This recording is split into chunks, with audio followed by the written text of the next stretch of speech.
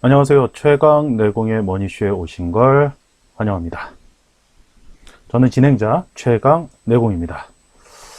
자, 이 머니쇼는요, 재무 설계를 잘 해서 가정경제를 흑자로 만들어가는 그런 프로그램인데요. 다양한 정치, 경제, 시사 이슈를 중심으로 그리고 가정경제 그것이 어떻게 영향을 미칠지 이야기를 나누면서 재무설계 기준을 만들어서 재무설계를 실현해서 가정경제를 여유있게 만들므로써 삶의 질을 높게 만드는, 우리 전 국민의 삶의 질을 높게 만드는 그런 프로그램입니다. 자, 오늘 주제 바로 들어가 볼게요. 오늘 주제는 내 월급 잘 지키려면 이라는 주제입니다. 사실 자본주의 사회는 내 월급을 지키게끔 하지 않습니다. 왜냐? 자영업자나 그리고 직장인들, 직장인이라고 하면 성격 규정이 좀 약간 애매해서 노동자들, 사무직 노동자, 육체 노동자. 하지만 요새는 사무직과 육체 노동자가 구분이 안 되죠. 사무직이든 현장에서 일하든 모두가 노동자입니다. 다 몸으로 일해요. 다 머리를 써서 일하는 것 같지만 다 몸으로 일하죠. 이렇게 노동자들 그리고 자영업자들, 그런데 저도 성격 규정을, 우리나라 자영업자들은 자본가가 아니라는 거 우리 시청자들도 다 아실 텐데요. 그렇다면 이 자영업자들 그리고 프리랜서들 어떻게 규정을 내리고 싶으세요? 사장님? 직원이 있든 없든 사장님이라는 표현들을 많이 하는데, 자기가 일하지 않고, 즉 매장에 출근하지 않고 돈을 벌 수 있을까요? 알아서 시스템이 잘 움직여서 내가 빠져도 돈이 벌리나요? 그렇지 않을 겁니다. 그래서 우리 자영업자 그리고 프리랜서 분들도 사실은 노동자죠. 노동자.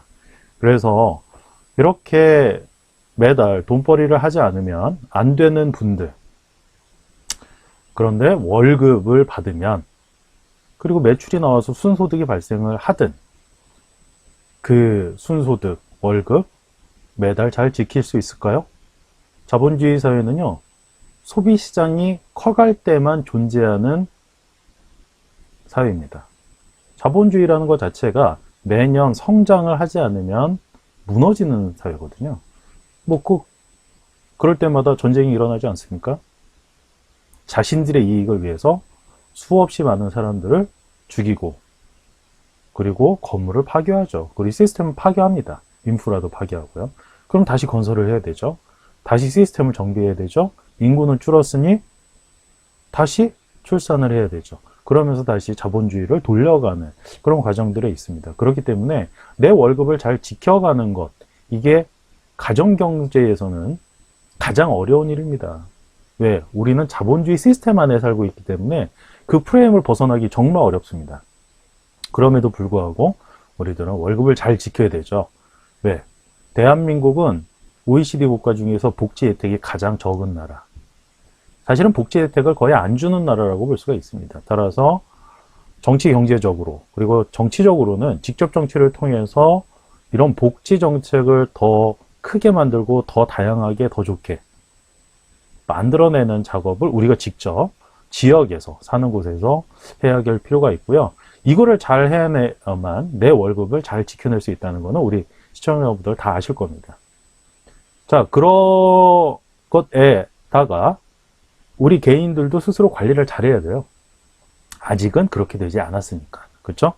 따라서 내 월급을 잘 지키려면 소비를 제대로 할 줄 알아야 되겠죠. 그러기 위해서는 가정경제의 어떤 기준들을 잘 만들어 놔야 돼요. 그 첫 번째가 바로 비상예비자금입니다. 비상예비자금은 사실 많은 분들이 신용카드를 가지고, 그리고 마통, 마이너스 통장을 가지고 비상예비자금을 하죠. 하지만 여기서 우리 시청자분들을 잘 생각해 보셔야 될 게 있어요. 신용카드든 마통이든 어떤 대출을 받아서 하게 됐다. 근데 만약에 내가 신용등급이 떨어져서 또는 연체가 되는 순간 신용카드 또는 마통을 활용할 수 있을까요? 쉽지 않습니다. 멈춰져요. 그러면 비상금의 역할을 못하죠. 비상금의 역할은 뭐냐면 내가 경제적으로 어려워졌을 때, 즉 실직을 하거나 이직을 하는 그 중간에 있을 때, 또는 경제 상황이 굉장히 어려워져서 국가적으로 뭐 명예퇴직을 할 수밖에 없는 그런 상황에 놓여 있을 때 버텨야 되잖아요. 6개월이든 1년이든 새로운 직장을 찾든 새로운 직업을 찾든 말이죠. 그때 버틸 수 있는 힘이 있어야 됩니다. 신용카드로 1년 버틸 수 있을까요? 못 버팁니다. 왜냐하면 신용카드는 한 달짜리 대출이잖아요. 그리고 마이너스 통장은 그 한도가 꽉 차면 끝납니다. 더 이상 어떻게 할 수가 없어요. 거기서 연체가 되기 시작하면 그 다음은 답이 없습니다. 그리고 한번 대출 원리금을 갚기 시작하면 대출이 발생이 되면 매달 반드시 나가야 되는 금액이 생겨버리는 겁니다. 그렇기 때문에 생활 수준이 낙후될 수밖에 없겠죠.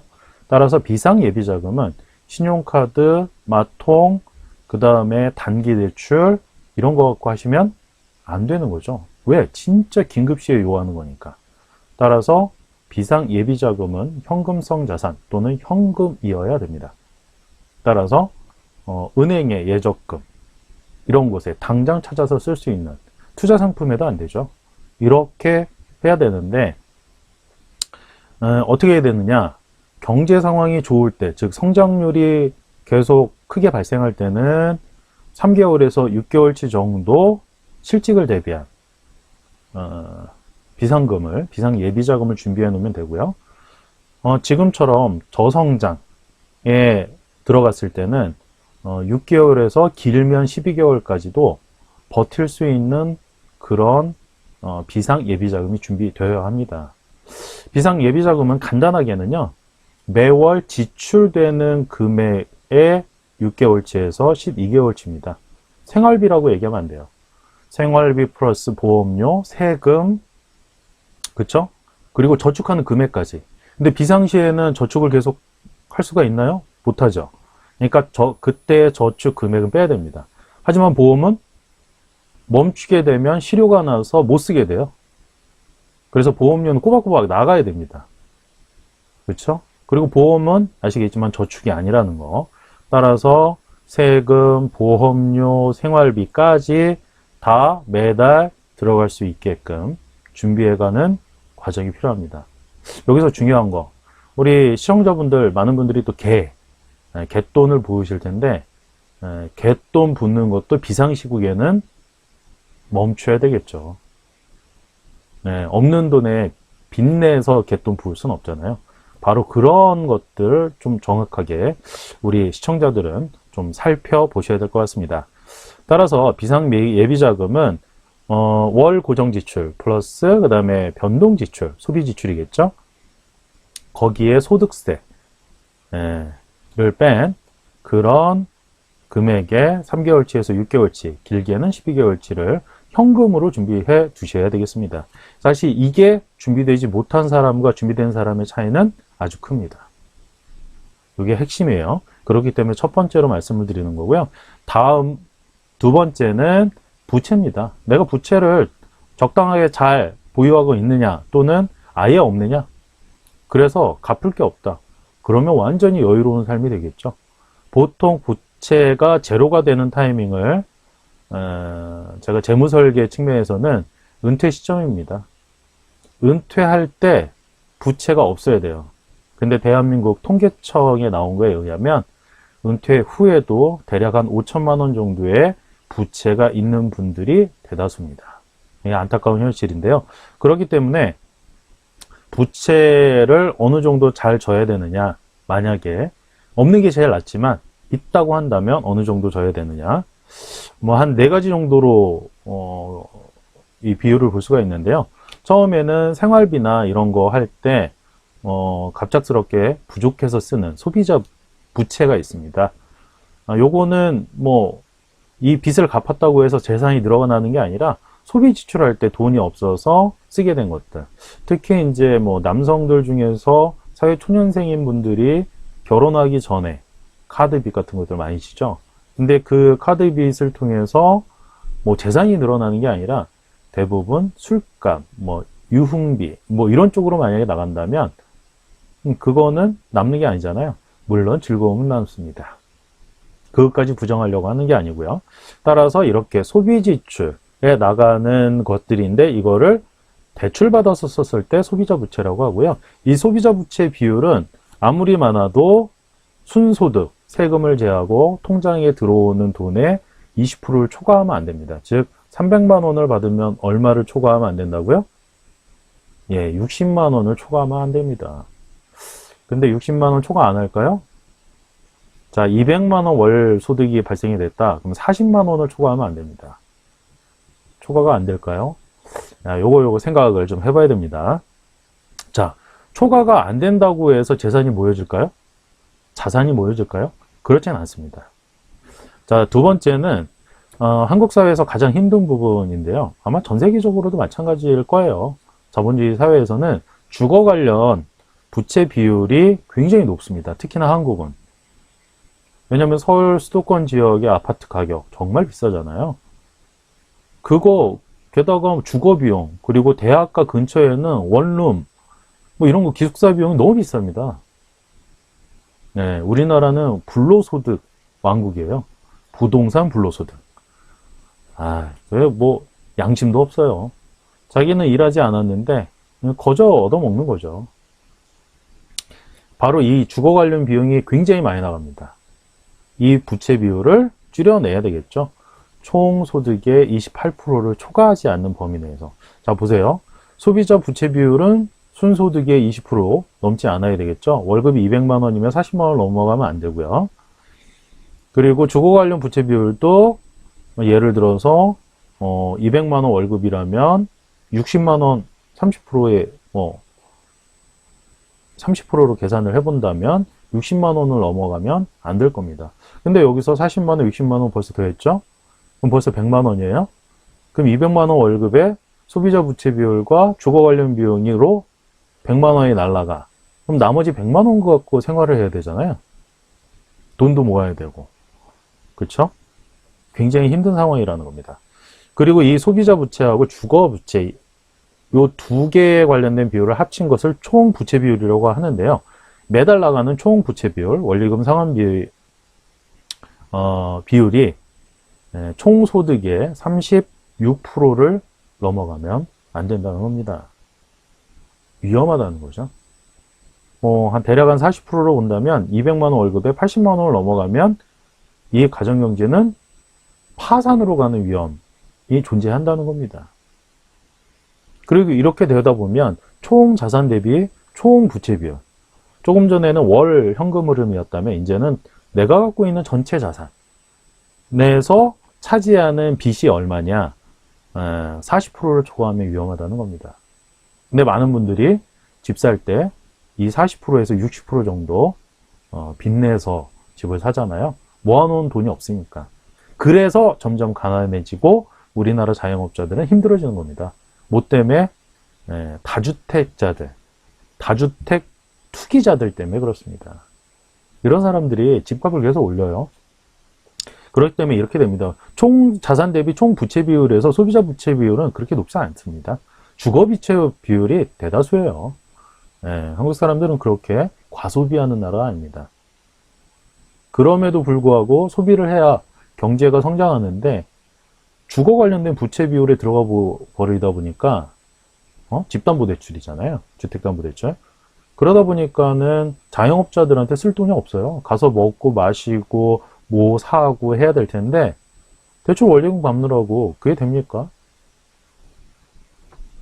바로 그런 문제점들이 있습니다. 그래서 비상예비자금을 잘 준비해 놓으시고 만약에 그렇지 못했다면 지금부터라도 비상예비자금에 대한 생각해 보시고 두 번째는 내가 부채를 잘 지고 있느냐 아예 부채가 없느냐 이런 것들 잘 판단 내려보시기 바랍니다. 세 번째는요 저축이죠. 아무래도 저축을 해야 되잖아요. 그럼 내가 저축을 어느 정도 해야 되느냐 예전에 평균 금리 예적금 적금 금리가 24%, 5% 또는 30% 가까이 됐을 때는요 30% 정도 저축을 했습니다. 그러면 자연스럽게 모이죠. 뭐 한 3년만 지나도 2배가 돼 있으니까 그쵸? 당연할 겁니다. 그렇기 때문에 예전 분들은 우리 선배 부모님 세대 분들은 예적금을 통해서 재산을 불려가는 작업 또는 갯돈을 가지고 불려가는 작업을 했었죠. 지금은 불가능합니다. 그냥 원금을 모아가는 수준 정도예요. 그런데도 저축률이 얼마냐면 10%가 안 됩니다. 예전에 과거에 3%대까지 떨어졌다가 지금 10% 미만까지 올라오긴 했지만 금리가 지금 1%, 2%대 아닙니까? 여기에 그냥 내 재산 월급이 200만 원이라면 20만 원 저축한다는 얘기예요. 20만 원 1년 저축하면 얼마요? 240. 10년 2,400. 30년 7천만 원. 그리고 퇴직. 7천만 원 갖고 우리 자본주의 사회에서 어떻게 살 수 있을까요? 이 사회가 그래서 복지 혜택을 제대로 만들어 가야 됩니다. 우리 스스로도 이렇게 저축해서는 안 되고요. 사실은 다 저축하지 않고 다 소비 지출을 하더라도 은퇴를 이 사회, 이 국가가 보호해 줄 수 있다면 그만큼 세금을 많이 내니까요. 그럴 수 있다면 다 써도 되죠. 북유럽 같은 경우가 그래도 되는 거 아닙니까? 그래서 저축, 현재 상태에서 대한민국 현실에서는 저축이 최소한 30%, 40% 이상은 되어야 됩니다. 이건 최저입니다. 그런데 현재는 10%가 안 된다는 거, 우리 시청자분들 정확하게 인지해 보시기 바랍니다. 지금 뭐 부동산을 사라 마라, 집을 사라 마라 이런 게 아니고요. 집을 사시더라도 돈을 모아서 사야 된다는 겁니다. 그리고 또 하나는 앞으로의 부동산 시장은 대지가 많은 것이 좋습니다. 그리고 입지가 좋아야 되는데요. 그러려면 종잣돈이 있어야 되고, 하지만 서울 수도권에서는 굉장히 힘들겠죠. 그러면 내 직업이 다양해지고 서울 수도권에 살지 않아도 내 직업, 돈벌이를 가능하게 만들 수 있다면 괜찮지 않을까요? 서울과 수도권만 벗어나면 그렇게 덜 비싸거든요. 서울 수도권보다는. 따라서 4차 산업혁명을 잘 활용하기만 한다면 그런 부분들을 만들어낼 수 있겠죠. 그렇죠? 바로 그런 측면에서 우리는 직업에 대한 생각을 다시 한번 해봐야 될 것 같습니다. 하지만 문제는 있어요. 여기서 조건들은 연령대, 그리고 가족 구성원, 그리고 내가 꿈꾸는 것들, 이런 것들에 따라서 비상 예비자금 규모라든가 부채의 규모, 그리고 저축의 규모도 차이가 생긴다는 거, 이거 유념하시고 내 월급을 잘 지키려면 제일 중요한 거 비상 예비자금부터 준비하자. 뭘로? 현금으로. 현금을 주머니에 넣으라는 얘기가 아니라 은행 예적금으로 모아놓고 그것을 통해서 비상시를 대비하는 것만으로도 이 한국 사회에서는 생존할 수가 있습니다. 확실하게 이 부분을 말씀드릴 수 있어요. 따라서 비상예비자금, 현금으로, 부채는 적절하게 아니면 없게, 그리고 저축은 30, 40%를 최소한 넘어가게끔 준비해가는 작업, 오늘부터 한번 해보시기 바랍니다. 그러니까 가정마다 조금씩 차이가 있지만 이 세 가지 월급을 잘 지켜내서 내 삶의 질, 우리 가족의 삶의 질을 계속적으로 높여낼 수 있는 부분은 여기에 있습니다. 다른 데 있는 게 아니에요. 자, 그와 더불어서 우리 시청자분들에게 재테크 관련된 팁 또 하나 드려야 되겠죠? 재테크 투자상품 PPL입니다. PPL이기 때문에 약간의 과장들이 될 수 있다는 거, 이렇게 말을 하다 보면 과장이 좀 되긴 하더라고요. 두 가지만 소개해 드리고 마무리할게요. 하나는 아트테크입니다. 미술품 재테크인데요. 바로 미술품을 활용해서 수익을 창출하고 예적금 금리보다는 조금 높은 기대 수익을 돌려주는 재테크인데요. 투자 상품이라서 원금 손실 위험 당연히 존재합니다. 그만큼 기대하는 수익률은 좀 높을 가능성이 있겠죠. 부동산과 같은 그런 실물 자산 투자, 현물 자산 투자니까 매력이 있는 상품이라고 볼 수가 있겠어요.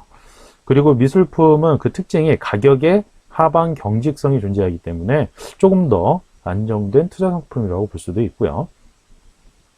그리고 기간도 짧습니다. 1년 단위고 최소 금액은 1,000만 원 이상이기 때문에 우리 같은 서민들에게는 효자 상품이라고 볼 수가 있겠습니다. 두 번째는 연말정산할 때 필요한 건데요. 지금도 연말정산 시즌이잖아요. 소득공제용 연금저축 펀드입니다. 매년 연말정산을 통해서 일정 금액을 돌려받기 때문에 이미 큰 수익률이 존재하고요. 그리고 한국인에게 가장 부족한 은퇴자금, 이 은퇴자금 사이즈를 키울 수 있는 겁니다. 바로 소득공제용 연금저축 펀드를 통해서 말이죠. 많이 활용해 보시기 바랍니다. 그리고 이 두 가지 관련돼서, 그리고 재무설계 관련돼서 궁금하신 분들은 제가 운영하는 다음 카페가 있습니다. 최강 내공의 머니쇼라고요. 그래서 다음 카페 최강 내공의 머니쇼에 들어오셔서 우수회원 요청하시고 국내 투자 상품 소개란 들어오시면 몇 가지 내용 확인하실 수가 있겠고, 제 카페에서 다양한 이슈들 올려놨으니까요. 관심 갖고 포인트 찾아서 보시기 바랍니다. 경제신문에서 다 읽을 필요가 없거든요. 그 중에 우리들에게 도움이 될 만한 것들을 서치해서 그리고 선택을 해서 선택적으로 올려놨으니까 잘 활용해 보시기 바랍니다. 그리고 다음 카페 최강 내공의 머니쇼 카페 메인에는 카페 메인 우측 상단 살짝 밑에는 재무상담 전용 연락처를 또 적어놨습니다. 그 연락처를 통해서 궁금한 분들은 문자로 내용을 보내주시면 성심껏 상담해 드리도록 할 테니까요. 잘 활용해 주시기 바랍니다. 자, 이렇게 즐거운 재무설계를 통해서 가정경제가 흑자로 전환되고 삶의 양질의 삶의 질이 양질로 계속해서 유지되기를 기대하면서 오늘 방송은 여기서 마치도록 하겠습니다. 이만 안녕.